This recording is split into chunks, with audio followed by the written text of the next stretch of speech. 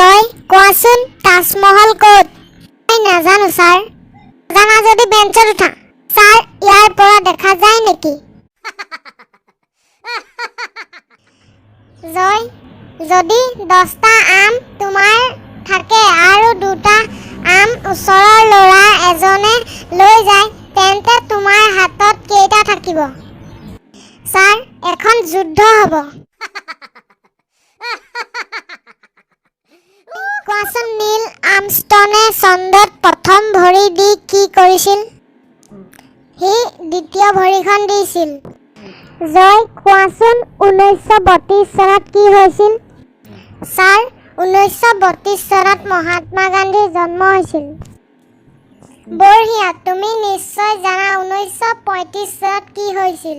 নিশ্চয় ছাৰ, গান্ধী তেতিয়া 3 বছৰ হৈছিল।